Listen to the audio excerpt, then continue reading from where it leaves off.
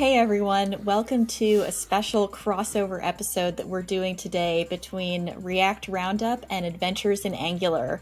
I am one of your hosts today, and I'm joined by our great panelists. So I'm Paige Niedringhaus, and I am joined by our React Roundup panelists, TJ Vantoll. Hey everybody. And Jack Herrington. Hello there.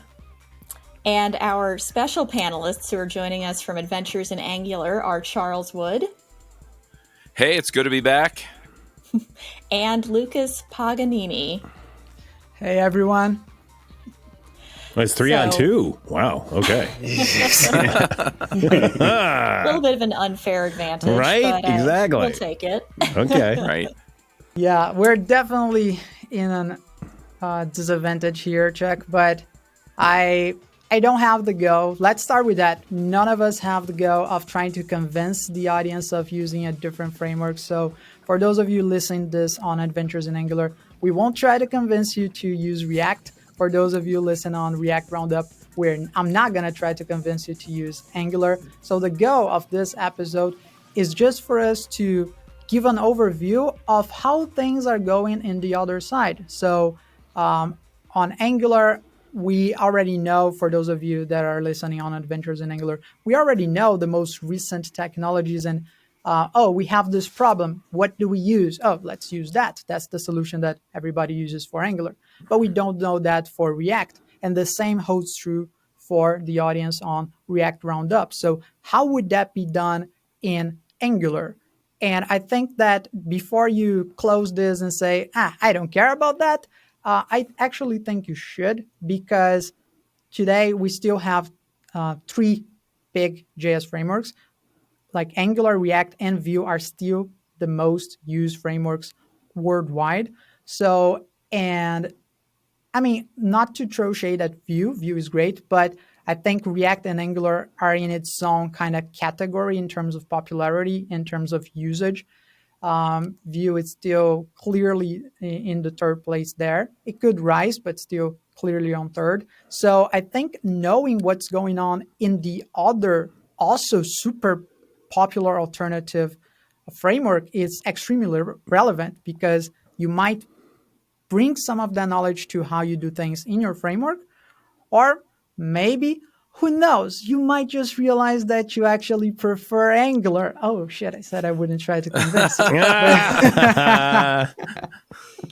Well, I'm just going to chime in on this too, because, I was a panelist on this, I was going to say on this show, but we've got 2 shows. I've been a panelist on both shows, right? And, I've been doing the Angular podcast a lot longer than the React podcast. And some of the things, it's a different approach, makes you think about your problems different. But the other thing is like the Angular CLI adopted Webpack before they started moving it over toward Blaze or Bazel or whatever they're calling it these days, right? And a lot of the other ideas have been adopted back and forth between the frameworks. And so seeing how one framework does things in a way that advantages developers, it may actually bleed over into what you're doing.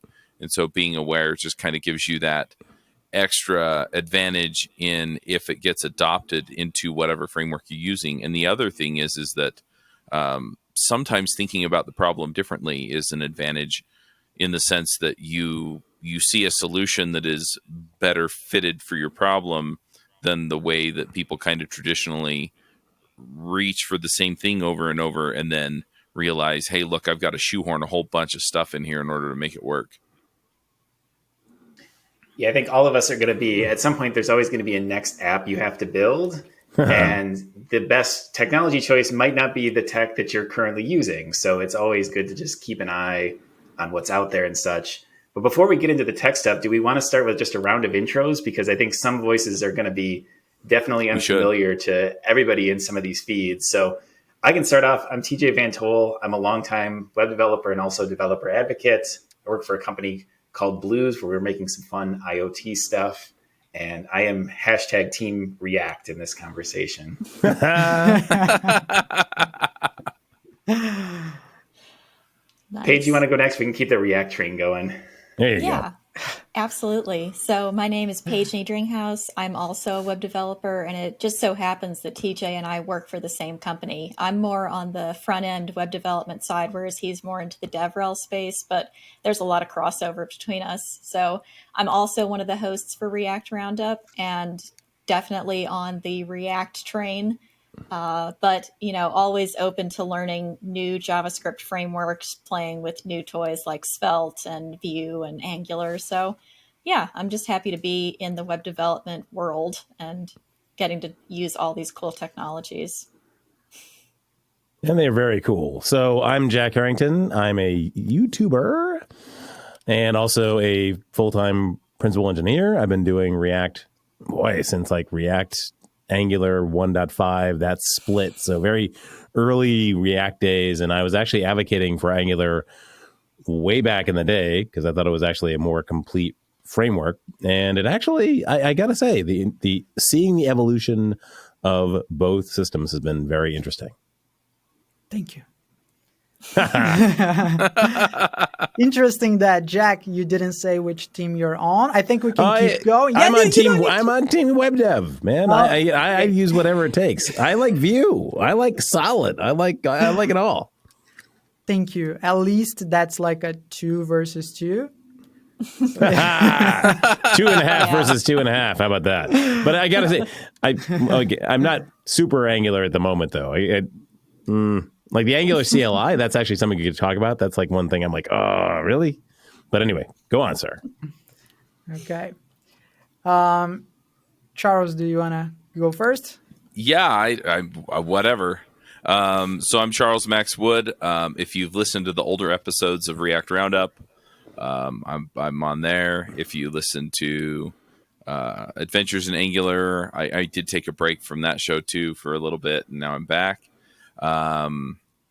And I run the podcast network, right? And so I'm doing a lot of that kind of a thing. To be perfectly honest, if we're pinning it down, I'm on Team Ruby. But oh man, that's getting too hard on my side. I know, right? But at the end of the day, I mean, I'm really just in favor of people, figuring out what works best for the problems they're trying to solve. And I mostly focus these days on helping people level up on their skills so that they can move ahead with their career and build the kind of career that lets them get the top pay they can get, build the reputation they want, get noticed for the things that matter to them, and then contribute to the community. And so when we're kind of dialing that in, ultimately, yeah, I'm trying to put out resources that do that, right? That's why we have so many shows on so many technical topics. Just kind of for a moment of shameless self-promotion, a few things that I am putting out there lately. And this is going to hurt Lucas's feelings even more, but I'm putting out some video series on different topics that people are asking me about. So usually it's career focused. So I'm going to have a career focus series. You get a couple videos every week. And then the same thing for, dare I say it, people are asking me for React. And so I'm going to put out a series on React, and I'm going to put out a series on game development is the other one that people keep asking me for. So keep an ear and eye out for a new show on that. I also just launched the Developer Toolbox show, and interviewing people who build open source or paid tools, either one, and just talking about, okay, what's the problem? What are we trying to solve? But yeah, you can go find all of that stuff. You can also find our book club. Just go to topenddevs.com, and that's where all that stuff lives. And yeah, if you have another idea of something you're trying to figure out, need help with, or learn, let me know. Awesome. And well, I'm the last voice in this show. My name is Lucas Paganini. I am the host of Adventures in Angular. So along with Chuck, we're every week posting content about Angular. So we're keeping everyone updated on all the newest things that are released and the related technologies. I am also the CEO of Unvoid. Unvoid is a software development company that offers design and software development services with specialization in Angular and functional programming. So as you may have guessed, Angular is a strong preference of us. So we tend to actually even reject React projects. Not that we don't like React, but it's just that since it's not our strong suit, I think that there are better options. So if we get a client that wants a React project, I think that's another company could do a better job. In the future, I plan on hiring excellent React developers and having that as an expertise of ours too. But for now, we are extremely focused on Angular projects. Of course, full stack, but specialized in Angular. So this is what I do. And yeah, I am team Angular, but there are a lot of things that I like in React. So I am not ashamed of saying that in any way. I really want us to try to find the best of both worlds, or actually the best of all worlds, because there are many other frameworks that are doing awesome things, and we are all the time bringing ideas from these other frameworks too. There are new things in Angular that were ideas that were borrowed from other frameworks. It wasn't from React. I imagine that React had something similar. Maybe there are a lot of new things coming to React that started in other frameworks. So as Jack said, I am team web development, but my personal preference, if I'm starting a new project, I would start with Angular. Well, yeah. Okay. I've got an opening question here, because when I think about the two frameworks and people would ask me about the difference between the two of them, usually my high level answer was that React lets you make more choices, like pick and choose your own CSS implementation, state management, whatever. Mm-hmm. Whereas Angular is kind of more the complete package where everything is baked in. So first, I'm curious if people agree with that sentiment and whether that's still true to this day. And then I'd also be curious from the Angular people, like, what are some of the things that are baked into Angular, that some sort of features that you get by default with a framework when you just install it and use it? Well, I think one thing that's interesting is you mentioned the CSS framework and the state management, and neither of those are really baked in. I mean, you can pull them in, and you have stuff like NGRX that's designed to work hand in glove with Angular, but you can go pick a MobX or something else, and right. So those aren't decisions that are made for you. But yeah, the framework definitely does more for you than, say, just straight up plain old React with nothing else added onto it. So there's no built-in state management primitives at all in Angular? I mean, there are some primitives that make it easier for you to do a state management system, but an entire module for state management, no. But the thing is, the Angular community, they got used to this idea of choosing for an opinionated answer for everything. So even though we don't have something like that baked in, every time that we have something like this, which is a problem that a lot of other developers are going to have, generally there's one solution that rises to the top and everybody uses that. So in Angular, we are very opinionated, even in the third-party libraries. So that makes it easier for us. Even though it isn't from the core team, it's still the official solution. I was going to say, in the React world, there are 27 solutions. There's chaos. There's drama. You get some great tech out of it, but you also get complete and utter insanity as well.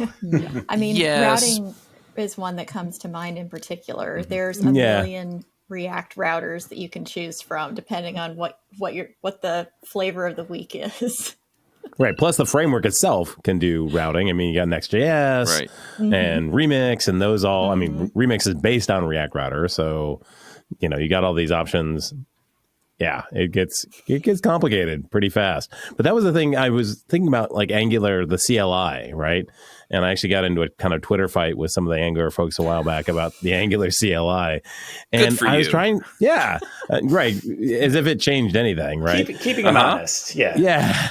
And, I was like, every other framework, Solid or Vue or React or whatever, I can go and take any project just that doesn't have a framework, and I can npm install that framework into that project and then just start using it. I just create whatever, React server, yada, yada, yada, whatever, right? I might not get server-side rendering or any really sophisticated features, but I can at least use a framework, right?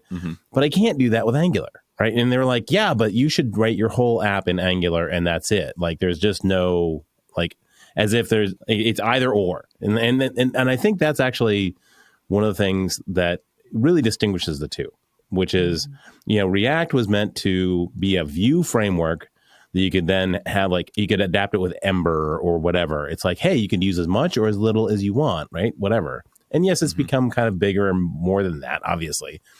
But there's no migration path with Angular. It's like, what if I want to dabble with Angular? I can't really do that. I can't dabble with it. It's either my app or it's not. And that's kind of where I got to with it, which is not great. I mean, if you want adoption in your framework, you want to give people a way to slowly get into it. Like as an example, I can go and take Svelte and put it into my React app. I can make a Svelte component and just mount it in my React app and be done. And then now I'm playing with Svelte and React simultaneously. Yay! Right? But I can't do the same thing with Angular. Okay. I'd like to take that one because there are ways for you to do that currently. We didn't have that in the beginning, so I'll give you that. And it isn't very easy, like as easy as you plug in another library, but there is a way to do that. And basically the way is using a module that Angular has, a native module from Angular, which allows you to transform your Angular components into native custom elements. So by using that, then it's at the end of the day is just a native custom element using web technologies, and then you can just use it as you would any other native HTML elements. But when we were discussing that, and also the question that TJ brought up in the beginning about the conceptual differences between React and Angular, I realized that we skipped a big history lesson here, which is the difference between AngularJS and Angular.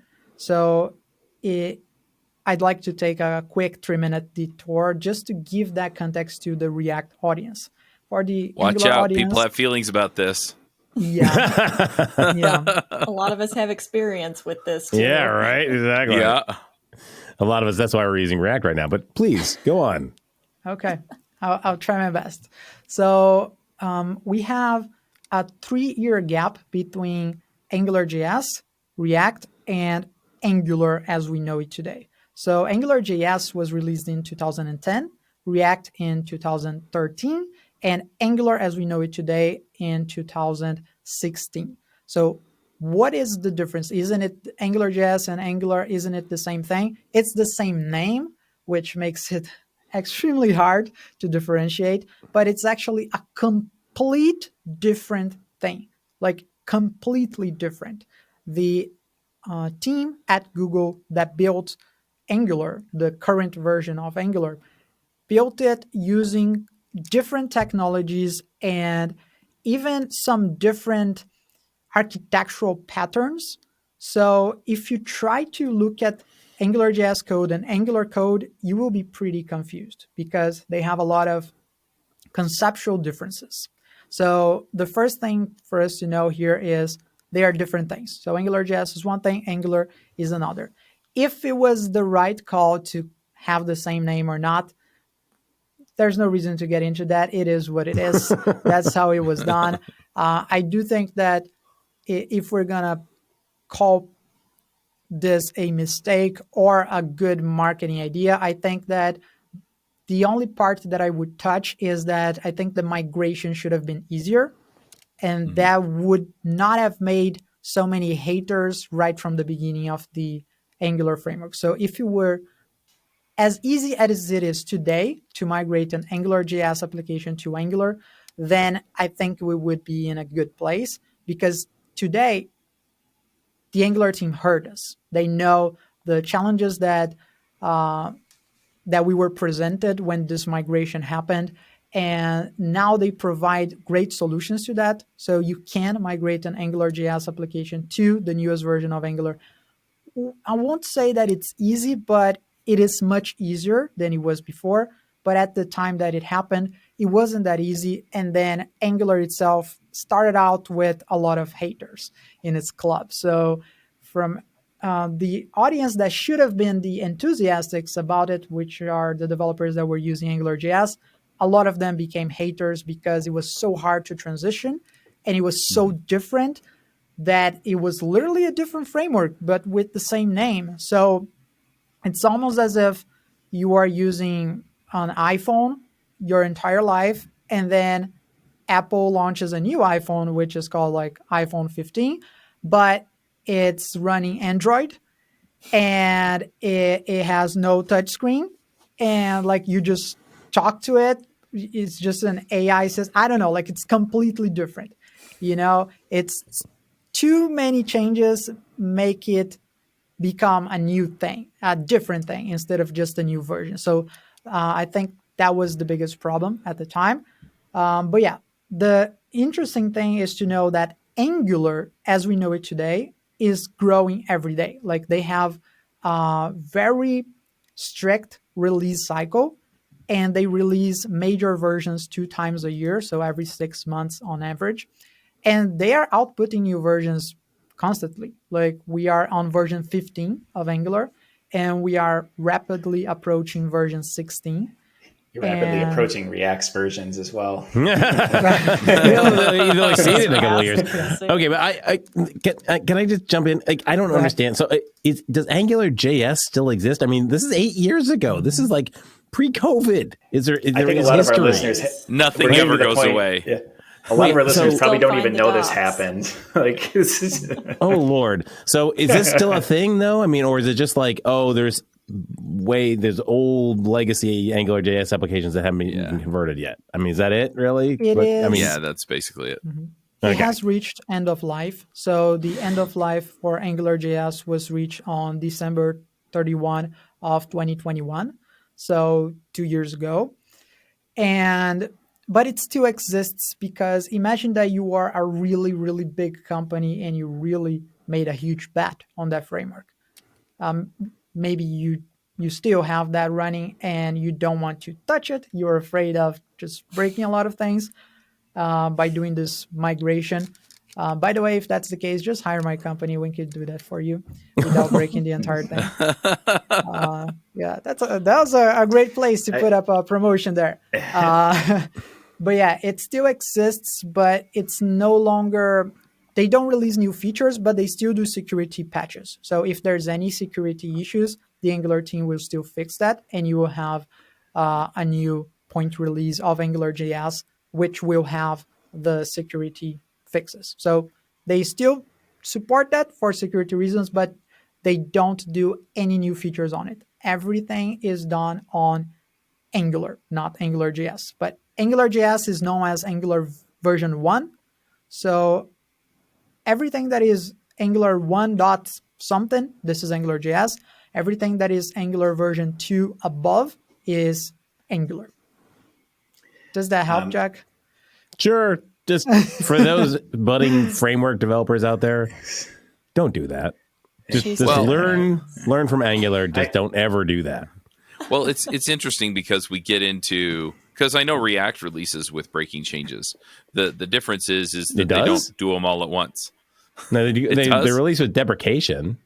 And then eventually you get like console warnings out the yin yang. Like, but no, it's true. But my point is that you don't get all of those.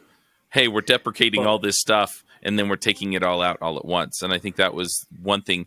The other thing, though, was that it was a forward-looking change. It was just they saw a lot of things that they wanted to do with Angular that the architecture at the time didn't provide for, and so they decided that a rewrite was an easier way to get there.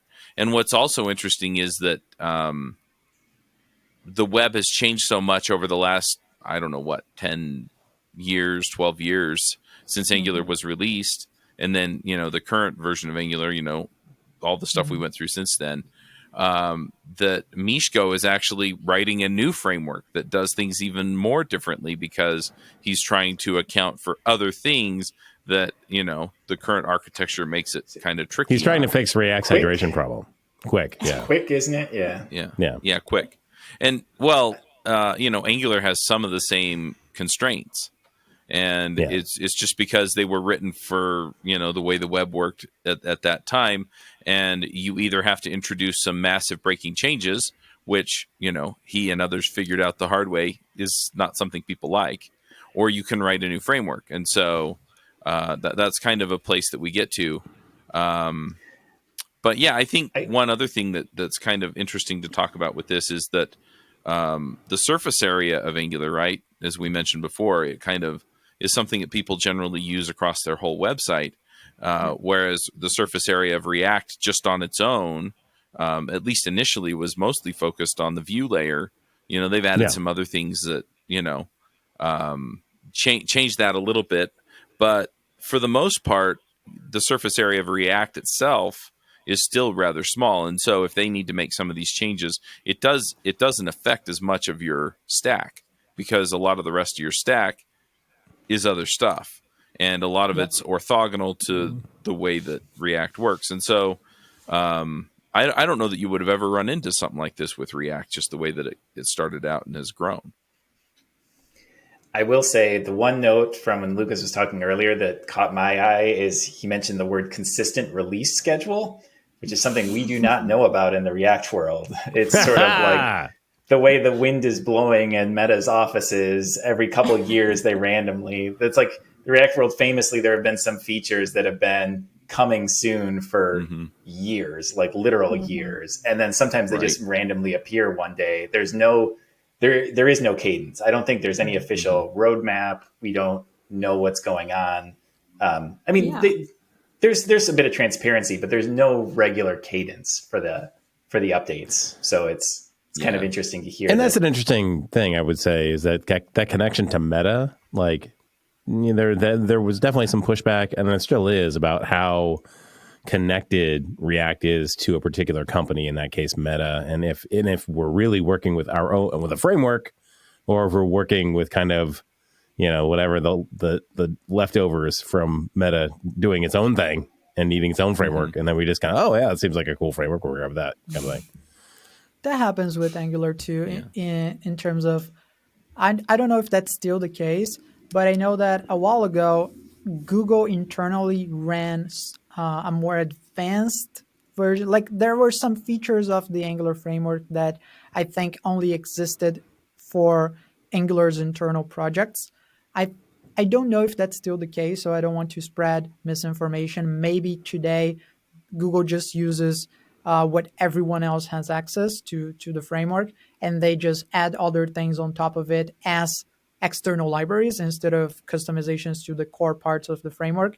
That's probably the case, because I think that at the size of it is right now, it would just be way more complicated for Google to be making changes to the core of it than just adding external libraries, especially because if you make changes to the core, then you lose all the security of having the community using your framework to test it and make sure that everything is working correctly. So you would have bugs that only exist in your own core version. So I think at the moment, Google does use the version of Angular that everyone else also has access to, which is interesting, because Google has a lot of projects, and that gives it a lot of security, because that Google won't just kill that easily, because they are also using it, and a bunch of other companies are also using it.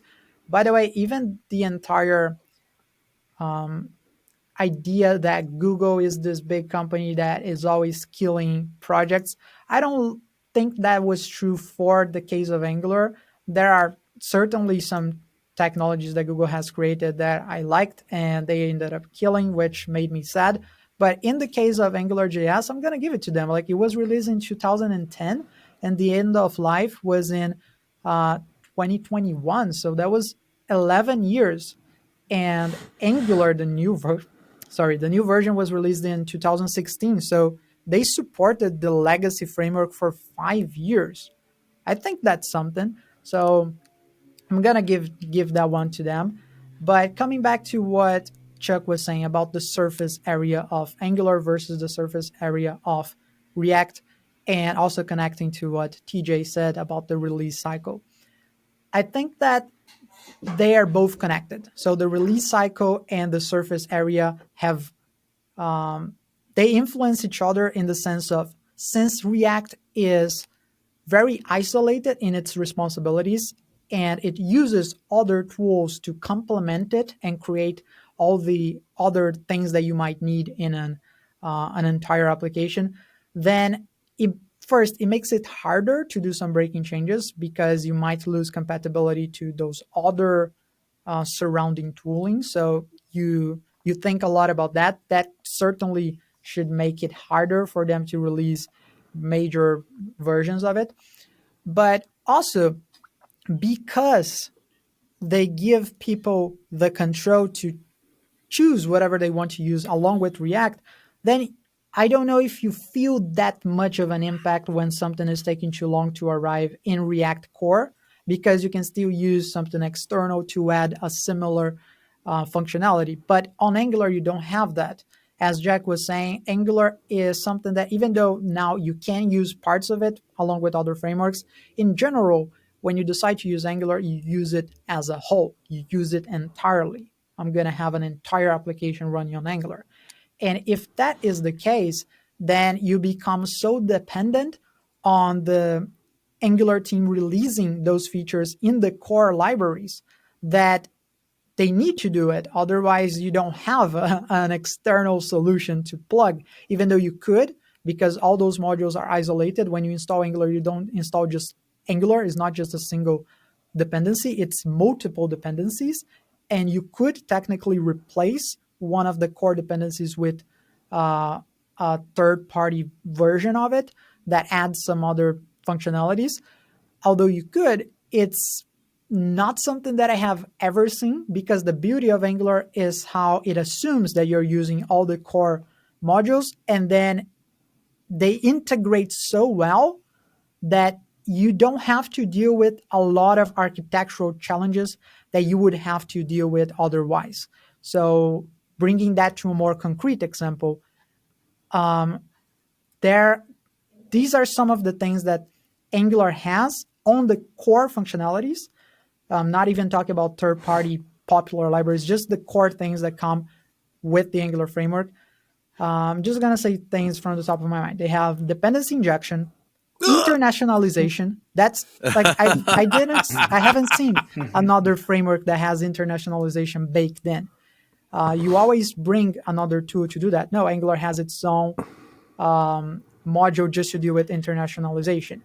They have forms handling. I know that React has different libraries to handle forms. Angular has its core library, and everyone uses that, which makes it super easy to reuse code. They have scoped styles.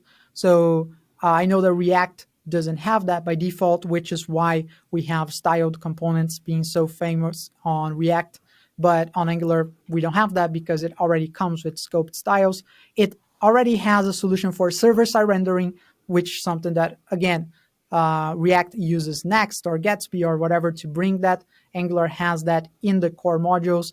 They have routing, another thing that React provides a lot of solutions. Lazy loading, that's something that React does provide.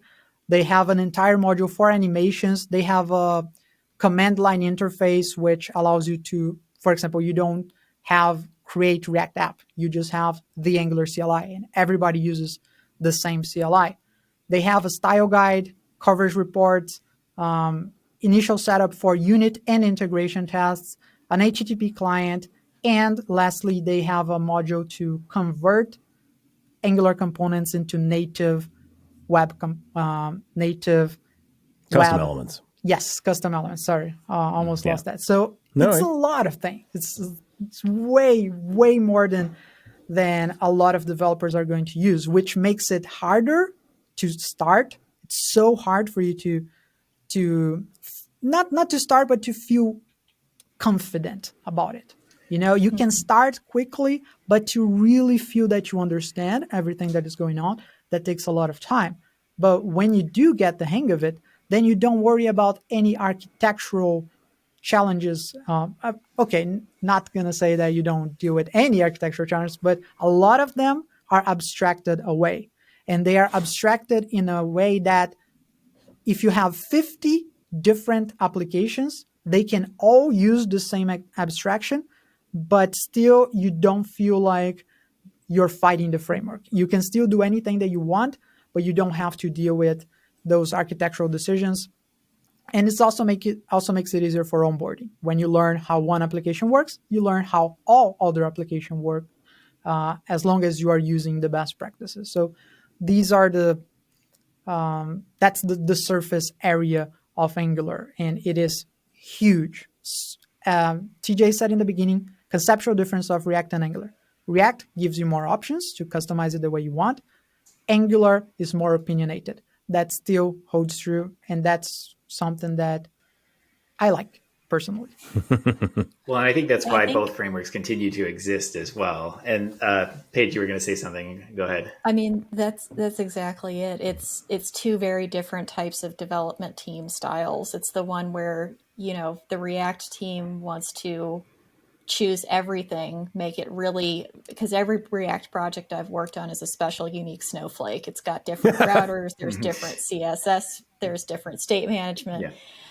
Whereas every Angular application that I've done, and it has been a few years, granted, since I have worked on it, but it reminds me a lot of Java applications where it's like, this is the source folder and this is where your routes go and this is where your CSS lives. And it's like, as long as you follow that pattern, it'll be the same across pretty much all the projects that you interact with. And you'll know where stuff is just by having learned that kind of architectural style and decision making.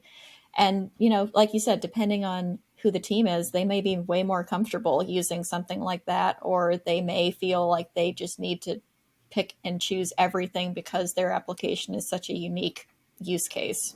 So yeah, I think it really depends on what you're building a lot of times. Can't you split some of the difference though with like a create React app or something like that kind of just installs sort of a default set of stack elements, and then from there it's, hey, look, if you're using these together, this is generally how you do it. It's not necessarily the React way versus, Angular really does have kind of an Angular way and an Angular style. Yeah, I mean, Create React App will give you a good starting point, especially when you just want a really quick kind of proof of concept type of application. But if you want something that is going to be really production ready, robust, server-side rendering, SEO benefits, all of that stuff, API calls and data fetching, you're probably going to end up going with Next.js, with Remix, with one of Next.js. the frameworks that's built on top of React under the hood. Yeah, Create React App has actually been in the drama recently because it's no longer the recommended approach to build React apps anymore. Instead, there's a fairly complicated thing on the React docs. But the reality is most React developers nowadays building serious apps are in basically Next.js. I mean, there's others. There's a lot of competing, but Next.js is the elephant in the room, the gorilla in the room. It's really taking over a lot of market share and mind share. Yeah, there's also another gorilla or elephant in the room or whatever that Gorelephant. Grill, exactly. I mean, there's no Angular native, right? There's no way of doing that kind of thing. Is that true? Oh, there's Ionic. But Ionic's different though. It's not using native components. It's still web, true. Right? Yeah. We tried to be that with NativeScript, and NativeScript is still technically around, but it's a tiny fraction compared to what React Native is. And Ionic is a web view. Right. Okay. So that's one of the things that's interesting here is that, React is actually agnostic to whether it's being rendered for web or whether it's being rendered for native, or like I was using this one project recently, Remotion, and you can literally, render to a movie, which I think is wicked cool, right? But you're not getting that on the Angular side because, the Angular core does have all of this kind of very web-centric stuff baked into it, which is cool. I get it. If you're doing web stuff, that's great. But the idea of being able to, say, share, there are actually component frameworks out there that render to both native and web. And you could actually build, a native app with React, which I think is a unique benefit there. That's a huge point in favor of React. And I like that very much in React. I wish we had more ecosystem for those types of solutions in Angular. What you said is absolutely true. And I think it goes back to the surface area thing. So since React is a thing that you can plug to fix a specific problem, then you can plug that into so many different things that it more easily creates a big ecosystem. There are design tools today that integrate super well with React. I think Framer is a big design tool today that allows you to write React components and import them into Framework, into the design tool. So there are a lot of things like that that exist for React.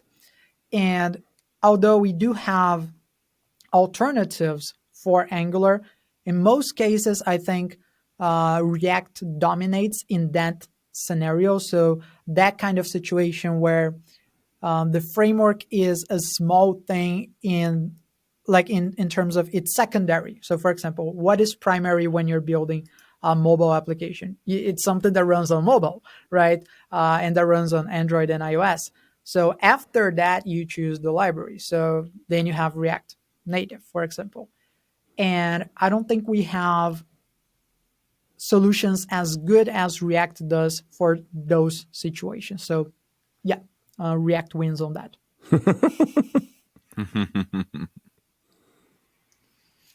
Yeah. Although for hybrid mobile applications, I don't think I would use neither. I would probably check out some of the solutions that are specific to that, because at the end of the day, you're still not using it as it was intended. So React was still intended for web development usage, and Angular is for web development. So although you can use that to create hybrid mobile applications, I would probably check out something that was built specifically for that. So I would probably take a deeper look into Flutter, for example, and the same would hold true to the other scenarios. So if I want to do IoT, I don't know if I would use something like that. If I would use an approach that integrates with React, or if I would use something that more deeply deals with the challenges of the environment of IoT. Depends on the nature of the native app, I think, and also the size of the team. If you only have a couple of developers, maybe one front end developer, having the ability to reuse a lot of that code or you use a lot of that experience is great. I mean, for sure, Flutter is awesome, but Flutter Web isn't. That has its issues. Mm-hmm. So, kind of potato kind of thing there. Yeah, I lived in this world for a very long time, so I could, if we have 3 more hours, I could give my follow-up thoughts on that. But if I could summarize, it, yeah, if I could try to summarize my thoughts in like 15, 20 seconds, it's that it's definitely like it's a told world. I think what Jack said, I kind of agree with. I think I saw very few examples of people making code sharing working in that sort of environment, where like, I'm going to build one repo and it's going to render a native app and a web app. That almost never worked. But I did see examples of, especially small team. It's a dream. And I think that's why it exists and why people it's like the holy grail, right? People think it's achievable. I did see examples though of like small teams that have web dev experience that were able to build React native apps that would have never achieved iOS or Android apps otherwise. Usually a totally separate repo, but just knowing React helped them get a small app out the door that they wouldn't have otherwise. So yeah. And speaking specifically about IoT development, so as I said, TJ and I both work for an IoT company on the web development side. We have almost nothing that I know of that's actually written in JavaScript that runs on our embedded devices. It's all C++, Python, Arduino, and maybe a little bit of Go. But JavaScript is just too heavy and too resource intensive for most of those little tiny microcontrollers that run on Raspberry Pis and such. So it's a nice idea. It would be awesome as a web developer to be able to write some of that code in JavaScript, but it's not really, I think, a very achievable goal yet. I know that there's some libraries out there, but I don't think that they're super robust yet. I do think eventually we'll get to that point, like everything that can be done with JavaScript will be done with JavaScript. Isn't that the saying? But yeah, definitely. Yeah, Rest it's is- Atwood's law. yes, yeah. But definitely there are situations where we are not there yet. So, yeah. Good deal. We've been talking for about 45 minutes. We usually try and keep these to an hour, give or take. Are there other things, because we've kind of talked through some of the things that go on in the different ecosystems we work in, but I guess one other thing that I would just like to have everybody put out there, to kind of wrap up, besides, hey, go subscribe to both of these shows, is if somebody is looking at learning Angular or learning React, what resources do you recommend, right? So if somebody is, it's like, hey, I just got a job, I've been writing Angular forever, and now have to write React. Where do they go to learn? And then vice versa, going the other way. And then we'll go to picks. Well, I mean, for React, I know that the React docs that have been in beta for years finally have been released as the new official documentation, and it's all, the latest and greatest React features. So definitely check those out. The docs are usually pretty good for just getting the basics down. And then from there, I would say figure out which framework, if you're coming to an existing team, your team is using, and then start looking at those documentation, because Gatsby is very different from Next, is slightly different from Remix. So figure out what the actual framework is that your team is using, and then start to dive into the documentation there.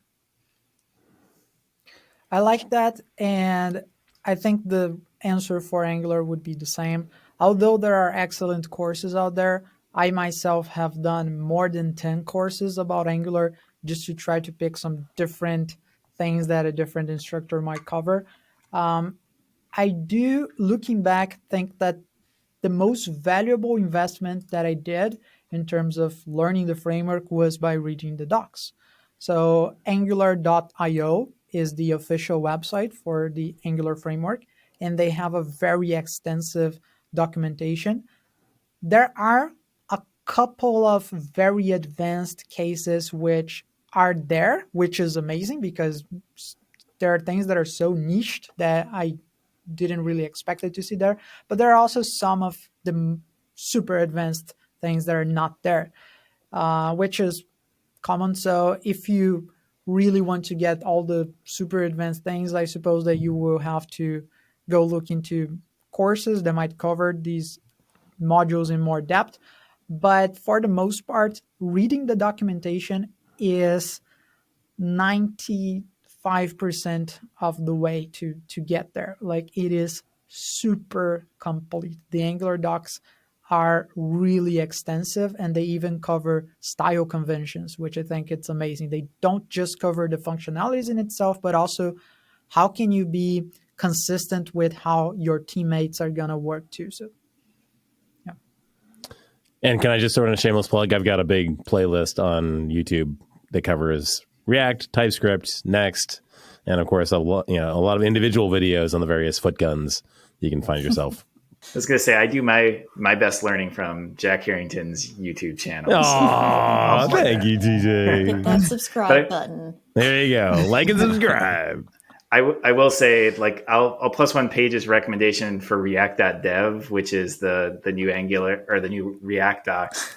And I like them because it's kind of funny because Lucas was praising the Angular docs for being so comprehensive, but I'm going to praise the React docs for being kind of simple and just giving like a more limited tutorial, because I think when you're getting started, you don't want to necessarily be overwhelmed. And Angular always overwhelmed me, always. Like, I always felt like I had no idea what I was doing. But I mean, I think that's the sort of shift that makes people or teams choose one framework versus the other, right? Because it's different styles, different ways of attacking the same problem. So different people have different learning styles, different things they like in frameworks. So, yeah. I also think that in general, if it's been a while since you that is listening to this episode right now, if it's been really a while since you gave a chance to Angular and some of the things that were said here today make sense to you somehow, then just check out their docs again, because they are improving all the time. As we were saying, the React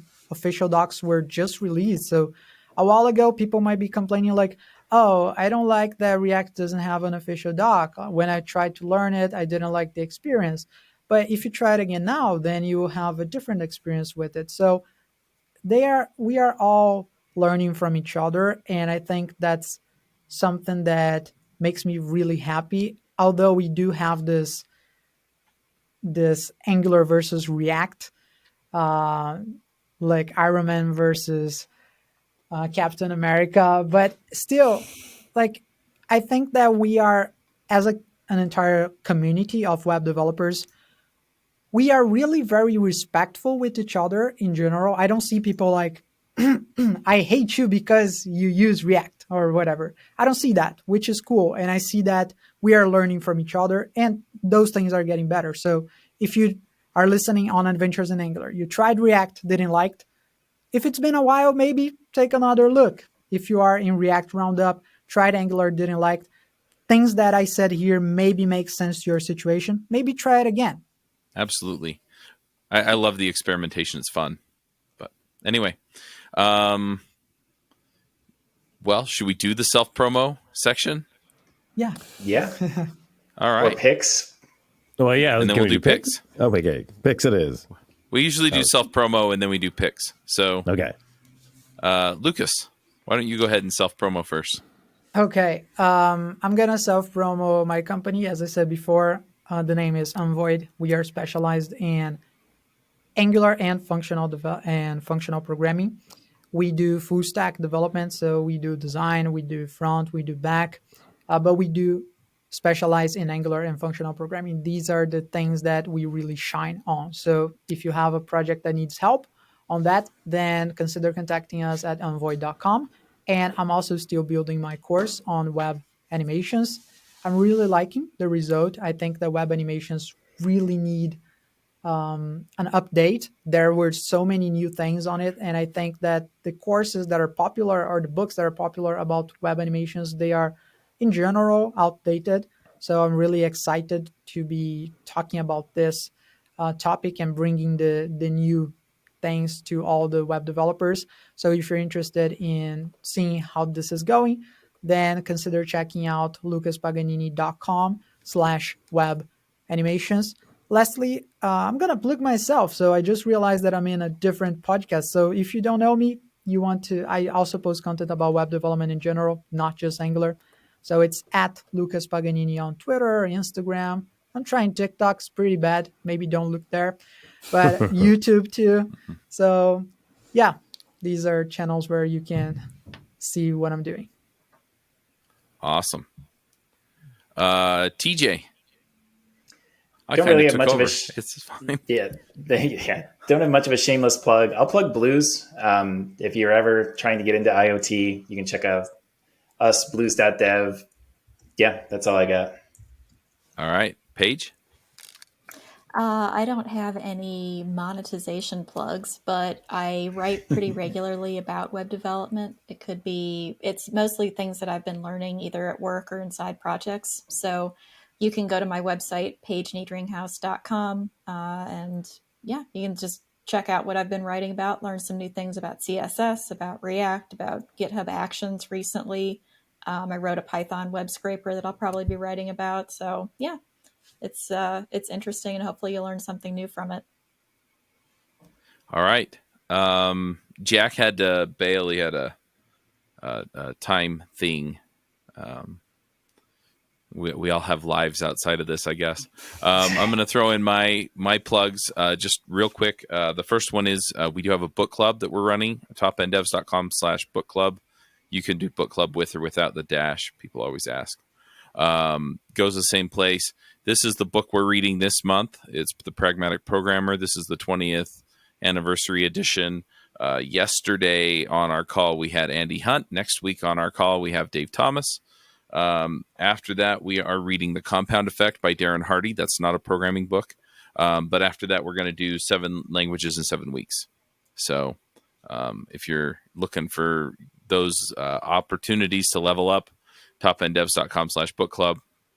And then just keep an eye out for the other stuff, because it's going to come. I'm probably going to drop announcements into the feeds when we have something new coming up. The next big thing is the game dev thing. And just to give you an idea of what's going on, if you go to topenddevs.com/game dev, I'll set that up to forward to the right place. And you use the coupon code JavaScript 5, you can get access to the 2023 game development bootcamp, where Jason, he's a friend of mine, he teaches Unity 3D. He teaches it in C#, but you don't actually have to know C# in order to get into the course, because he teaches you what you need to know as you go. But I'm going through his course, and then I'm going to start the Game Dev podcast. But if you buy his course using that coupon code and using the Top End Devs link, as I'm learning it, one of the things I found is that I learn better if I'm going through it with other people. And so I'm going to do a call every week for the next, I don't know how many weeks, but the next several weeks until I get through the course at least. And we'll just talk about what we're learning and where we're at and what we're stuck on and things like that. It's not going to have a formal setup to it. It's mostly just going to be so that, we can all help each other get through it. Incidentally, one of the people who's going to be on some of these calls, if I do it after school, is going to be my son. He wants to be a game developer. So anyway, that's the other big thing. So the book club and the game dev, go check them out. Let's do picks real quick. Let's do it in the same order. Lucas. Okay. My pick is going to be Paige's course. So I don't like that Paige said that she doesn't have anything to monetize. I think she has a great course to monetize. I was checking that out before joining this episode, and she has a course about modernizing an enterprise React application, and it is unbelievably accessible. It's currently just $39. So if you are listening to this from the Adventures in Angular show, and maybe you're joining a company that is using React, you're probably going to jump into a project that is not from scratch. So the problem with all the courses out there is that they take you from the absolute zero. It's like you have nothing and you're starting the project from scratch. Guess what? That's not going to happen if you're being hired to work in a real company. I mean, if you're ever in a company and you're doing a project from scratch, then you're already in a really senior position. So if you're looking for a course, then this probably ain't gonna be the most realistic situation for you. The most realistic situation is you're joining a big project that probably doesn't 100% adhere to the current best practices. And this is what Paige's course is all about.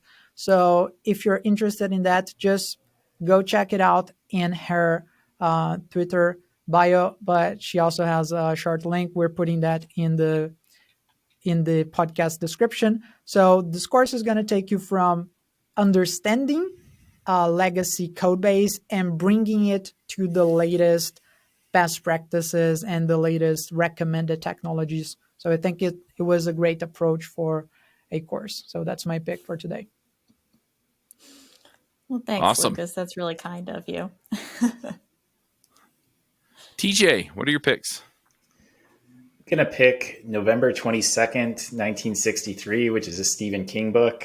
It's kind of classic Stephen King. So if you like Stephen King, you'll like this book. And if you don't, you probably won't. But it's about time travel. Basically, a guy discovers a portal back to 1958 in a diner and discovers that he can go back in time and change history, and decides he wants to stop JFK from getting assassinated. So that's basically the plot in a nutshell, and hijinks ensue and whatnot as well. And there's twists because it's Stephen King. So if you like that sort of thing, it's an entertaining book. It's a little verbose because it's also Stephen King. So it's like a good 1,000-page book, but it's been a good read so far.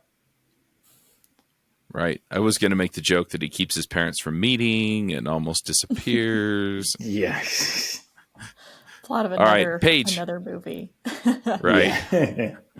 So my pick today is going to be a Scuba Pro dive skin. So this year, my husband and I decided we were going to get our scuba certifications. And one thing that we both ended up buying before our first dives in the open water were these dive skins. And they are basically like very thin, almost neoprene scuba suits. But they just make putting on an actual wetsuit really easier. It's her. They I give don't think it's us. They give you the sun protection, and they just make it a lot simpler to get going with scuba. So if you're getting into it and you are looking for something that's not quite wetsuit material, I would definitely recommend picking one of these up. Awesome. I'm going to throw in a couple of picks. The first one is I always do a board game pick. That's kind of my deal. I kind of stole it from the people who were picking like their favorite beer or whiskey every week.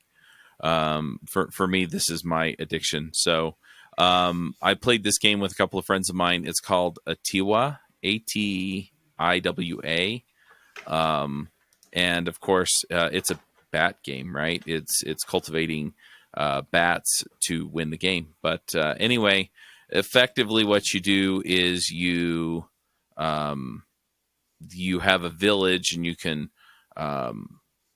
add different resources to the village, right? So you can get a goat, you can get a tree, you can get, and you can only put certain ones in certain places, but then, you can also expand your village, and you can train the families that live in the huts in your village to cultivate bats.